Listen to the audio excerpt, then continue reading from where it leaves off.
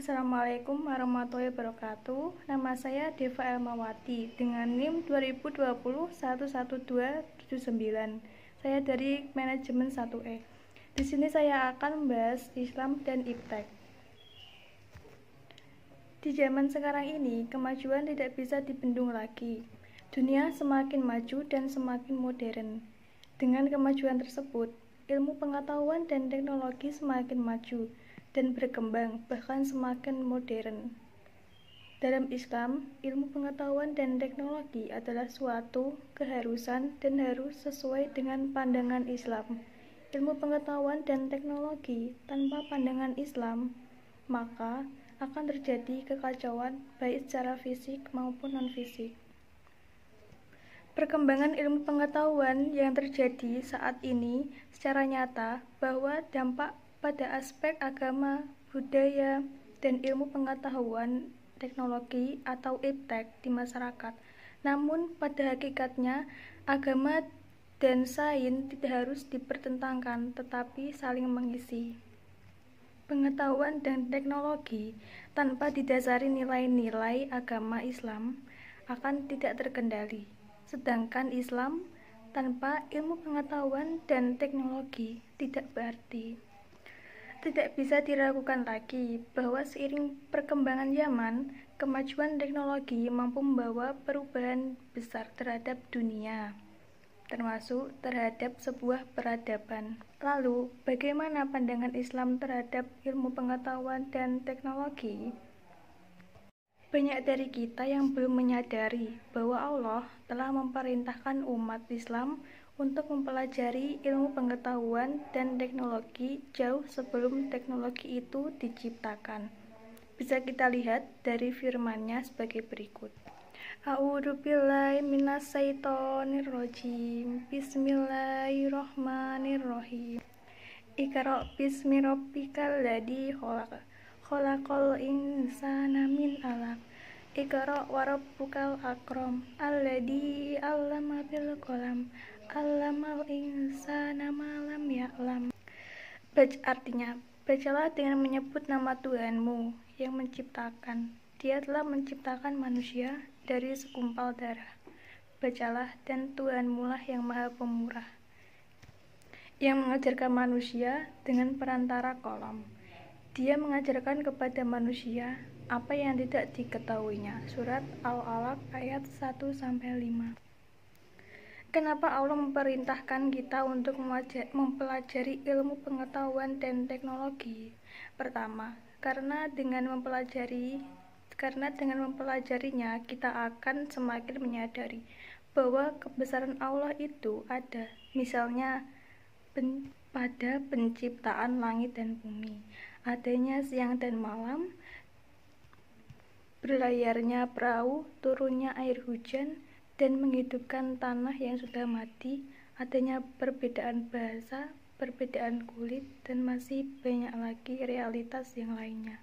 Kedua, karena tujuan manusia diciptakan itu adalah untuk menjadi khalifah di muka bumi, sedangkan untuk menciptakan kemakmuran dan membangun kembali keseimbangan alam yang sudah Allah tegakkan. Sebagai pemakmur bumi, manusia akan dipertemukan berbagai masalah, dan untuk menyelesaikan masalah tersebut, tentunya kita membutuhkan ilmu pengetahuan dan teknologi. Karena kita bisa menyelesaikan masalah tersebut hanya dengan ilmu agama saja.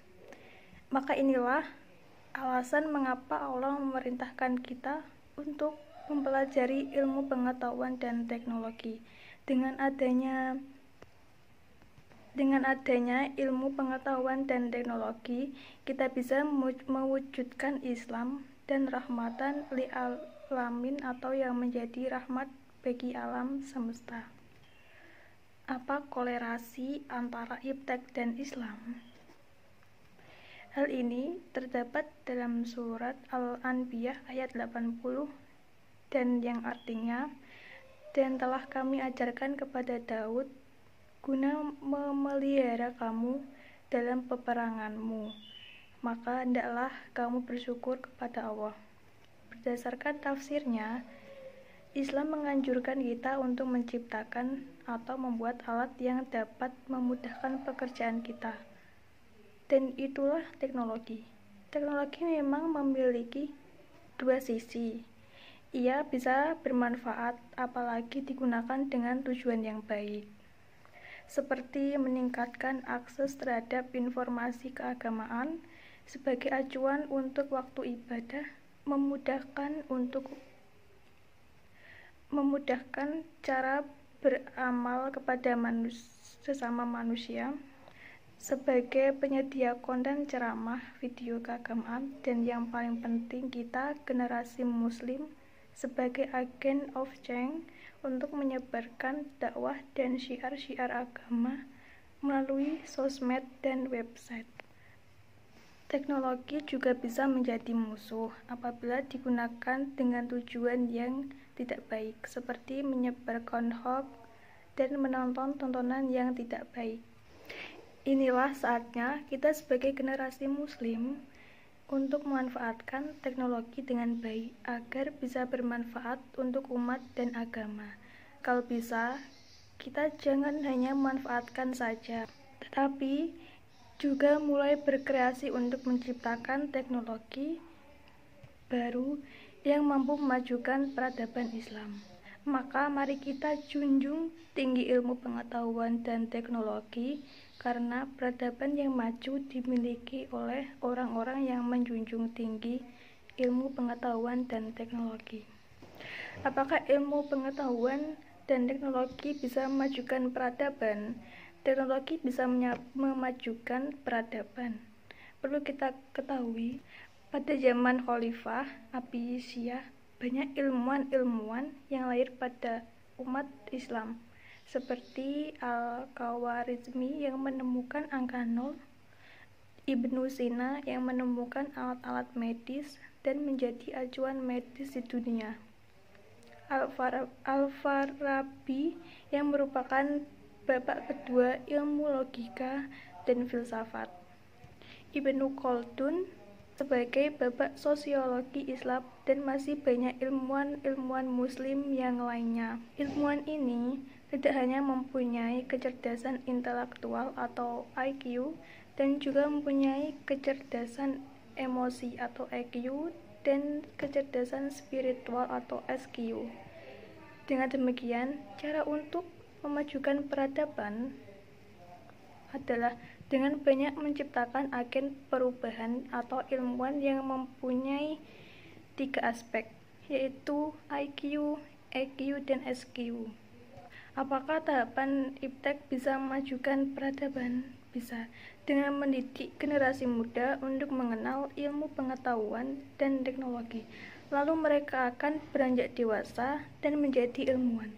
Nah, ilmuwan ini adalah penggerak atau agen of change yang mampu memajukan suatu peradaban. Sekian dari saya. Wassalamualaikum warahmatullahi wabarakatuh.